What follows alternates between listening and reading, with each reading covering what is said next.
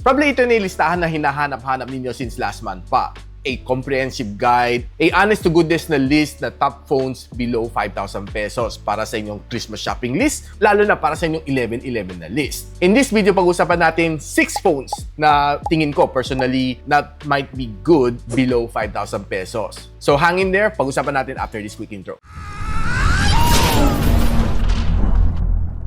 Now, itong listahan na ito is in no particular order. 6 na smartphone na pwede ko i-recommend sa inyo below 5,000 pesos or some might be a little bit above 5,000 pesos. Siguro the most 5,200. Now, let's start off with one of my personal favorites, si Techno Spark Go2. Itong phone na ito is one of my early candidates. Nung nahawakan ko palang phone na ito, feeling ko parang medyo may pagka-iPhone-ish ang design and it's really budget-friendly. Price at around mga nasa 3,700 pesos and might be even lower sa 11/11 na sale. It comes together with a Unisoc na T7250 which is, I think, for multitasking, okay naman siya overall. And just wag mo lang sobrang damihan ang mga apps na naka-open. Basic tasks like social media, wala kang maging problema. Basic games like MLBB and of course CODM, I think it could pass my test. It also comes with the IP64 na dust and water resistance and meron siyang drop resistance of up to 1.5 meter. In case na nahulog mo magmula table pababa, I think it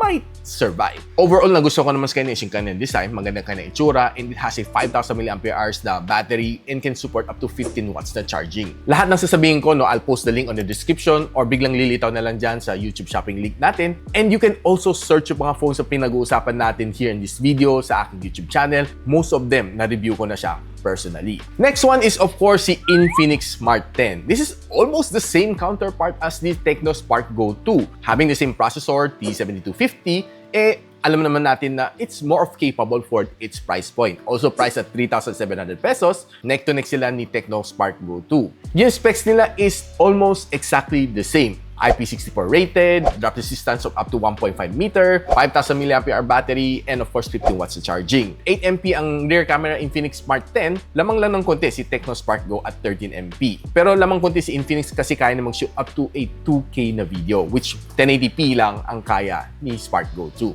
Third on my list is a dark horse, si OPPO A5i 4G. Now, this phone, alam naman natin, is a very budget phone na A-series from OPPO. Actually, it's almost the same sa A3 XE OPPO, which is parang more of updated version lang niya for 2025. And surprising, ang mababa ang kanyang presyo pa nagsisale at around mga nasa 3,900 pesos. And you get a lot of things inside this phone na probably you might not see from the Transsion brand. IP54 rated siya, pero meron siyang military standard 810H, which is sinasabi ko madalas military at chuchu. Pag binato-bato mo siya, it might survive. Pero wag lang extreme. Powered by the Qualcomm Snapdragon 6S Gen 1 na 4G, mga multitasking, I think this phone is very much capable. It also has a 8MP na rear camera sensor and a 5MP na front-facing camera. Malaki rin naman kanyang battery at 5,100 mAh. Pero ito guys, ito yung kicker. 45 watts na fast charging below 4,000 pesos. I rarely say na magandang OPPO, pero talagang maganda naman siya ang A-series ng OPPO. Except si Reno series talaga, yun, sinasabi ko sa inyo. I can tell you na it's overpriced. Kasi price to specs ratio niya sobrang layo. You can buy something even better sa ibang brands. Pero si OPPO A5i talagang sulit siya at around nasa below 4,000 pesos. Ang pinaka-favorite ko is 45 watts na fast charging niya. Hands down. Now, next on my list is one from Xiaomi. It's the Poco C85. Medyo mas mataas ang siya ng kunti above 5,000 pesos at around nasa 5,100 pesos. Pero pagdating sa mga sale like 11/11, I'm 100% sure na it would fall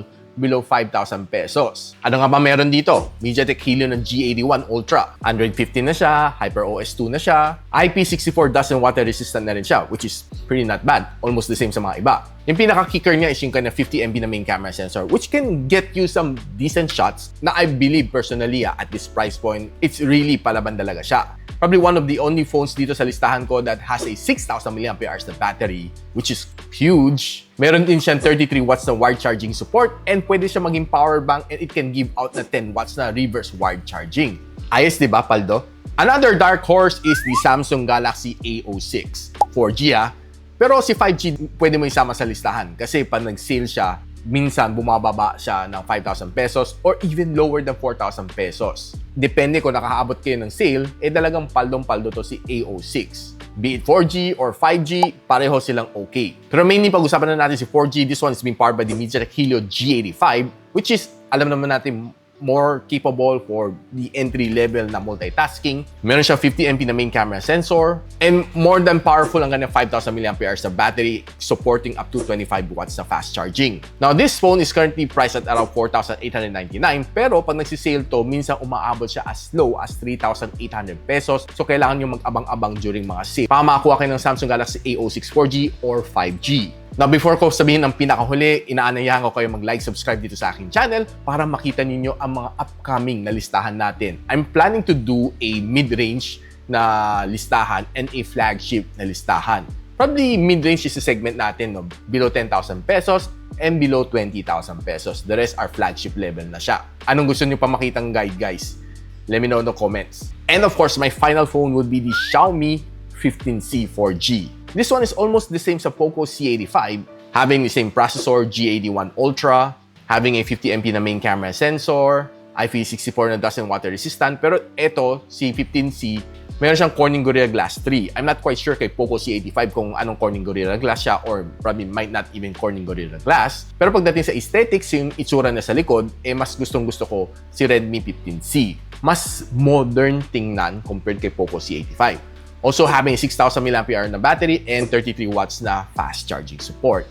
So itong lahat ng listahan na ito from top to bottom, almost lahat na gamit ko except si Infinix SMART 10. Si Infinix SMART 10, nakawakan ko lang siya sa concept store, which I think medyo hindi nagkakalay sa Techno Spark Go2. So probably the reason bakit hindi ko na siya ni-review pa and to make a full review doon sa phone na yon. Now guys, kung nagustuhan nyo itong list na ito, don't forget to share it sa friends niyo. And kung gusto nyo pa makita mga ibang listahan natin, do follow, subscribe dito sa ating channel para ma-notify once na nag-upload ako ng mga top phones for the mid-range category and the flagship category. Pag sinipag ako, baka gaming gawan ko rin.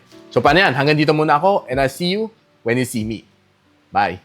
And so, ako para si Richmond and you're watching Gadget Sidekick. What's up? Like and subscribe to my channel. Don't forget to hit that notification bell. For one of my latest uploads, click the dito. And for one of my popular uploads, click here.